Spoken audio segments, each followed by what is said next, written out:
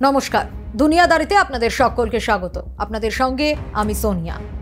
তাইওয়ানকে ঘিরে চীন জাপানের মধ্যে উত্তেজনার পারদ সপ্তমে চলছে হুঁশিয়ারি পাল্টা হুঁশিয়ারি। পরিস্থিতি এতটাই বড় আকার নিয়েছে যে সক্রিয় হয়ে উঠেছেন মার্কিন প্রেসিডেন্ট ডোনাল্ড ট্রাম্প। সোজা জাপানের প্রধানমন্ত্রী সানায় তাকাইচিকে ফোন করেছেন তিনি। চীনের সঙ্গে সংঘাতে না জড়ানোর পরামর্শ দিয়েছেন। হোয়াইট হাউসের সূত্র অন্তত এমনটাই বলছে। মধ্যপ্রাচ্যে কি অবস্থা? মধ্যপ্রাচ্যে চলছে ভয়ঙ্কর যুদ্ধ। গাজায় মৃত্যু মিছিল ৩ বছর হতে চললেও থামেনি রাশিয়া ইউক্রেন সংঘাত। মারমুখী উত্তর কোরিয়াও চলছে একের পর এক মিসাইল যুদ্ধাস্ত্রের পরীক্ষা। আর এর মাঝে আরও এক যুদ্ধের মেঘ ঘনাচ্ছে তাইওয়ানে। বহুদিন ধরেই দ্বীপ রাষ্ট্রটির সীমান্ত জুড়ে সামরিক মহড়া তীব্র করেছে চীন। বারবার সে দেশে ঝাঁকে ঝাঁকে অনুপ্রবেশ ঘটাচ্ছে চীনা যুদ্ধবিমান ও রণতরী। বায়ু প্রতীক্ষা বলয় ভেদ করে ঢুকে পড়ছে চীনা হেলিকপ্টার, যার পাল্টা হিসেবে সাগরে বিশেষ বাহিনী মোতায়েন করেছে তাইওয়ান সরকার। আর এই দুদেশের সংঘাতে জাপানও জড়িয়ে পড়েছে। চীনের সঙ্গে ক্রমশ উত্তেজনার পারদ চড়ছে টোকিও। বিভিন্ন সংবাদ মাধ্যম সূত্রে খবর, রীতিমতো যুদ্ধ পরিস্থিতি তৈরি হচ্ছে দুদেশের মধ্যে। বারবার লাল ফৌজের অনুপ্রবেশ ও আগ্রাসনে বেজায় ক্ষিপ্ত তাইওয়ান। চীনকে একাধিকবার জোরালো বার্তা দেওয়া হয়েছে, সংযত হওয়ার জন্য বার্তা দেওয়া হয়েছে। ড্রাগনের হাত থেকে তাইওয়ানকে রক্ষা করতে জোট বেঁধেছে আমেরিকা, জাপান। চীনকে চোখ রাঙিয়ে ঢাল হয়ে দাঁড়িয়েছে কোয়াড জোট। দ্বিতীয় বিশ্বযুদ্ধের পর প্রথমবার 2024-এর সেপ্টেম্বরে তাইওয়ান প্রণালীতে প্রবেশ করে জাপানের যুদ্ধজাহাজ। সেই থেকেই ক্ষেপে লাল বেজিং।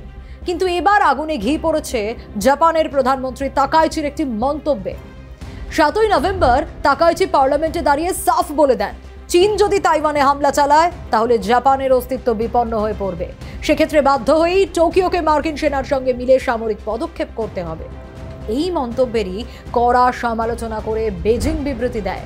জাপানের এই মন্তব্যের জেরে দুদেশের দ্বিপাক্ষিক সম্পর্ক ক্ষতির মুখে পড়বে, যার ফল ভালো হবে না। দ্বিতীয় বিশ্বযুদ্ধের পরবর্তী আন্তর্জাতিক শৃঙ্খলাও সংকটে পড়বে। বেজিংয়ের সাফ কথা, তাইওয়ান নিয়ে নাক গলালে তার পরিণাম ভুগতে হবে জাপানকে। এই বিবৃতির একদিন পরেই চীনের উপকূলরক্ষী বাহিনীর রণতরী ঘিরে ফেলে জাপানের সেনকাকু দ্বীপ।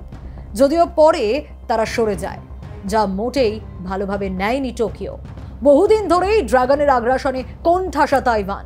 বরাবরই তাইওয়ানকে নিজেদের অংশ হিসেবে দাবি করে এসেছে চীন।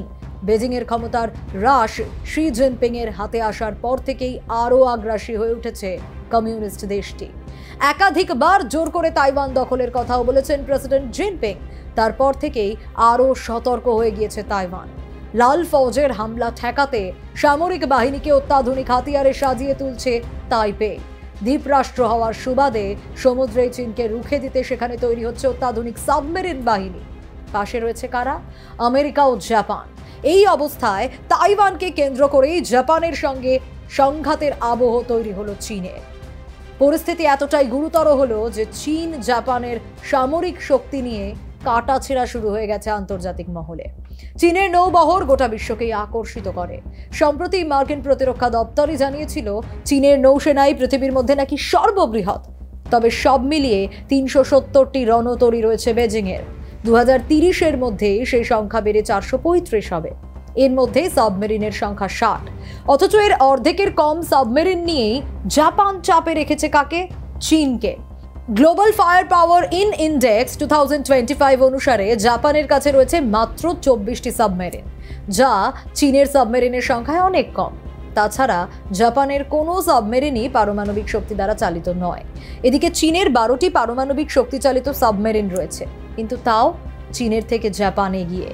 আসলে চীনের পিপলস লিবারেশন আর্মি নেভির সাবমেরিনগুলির তুলনায় প্রযুক্তিগতভাবে অনেক বেশি উন্নত।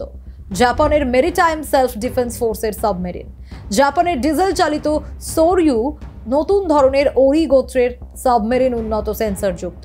বিশেষ প্রযুক্তির বলে দীর্ঘ সময় জলের নিচে থাকতে সক্ষম। এয়ার ইন্ডিপেন্ডেন্ট প্রোপালশনের সাহায্যেই শান্ত থাকতে পারে।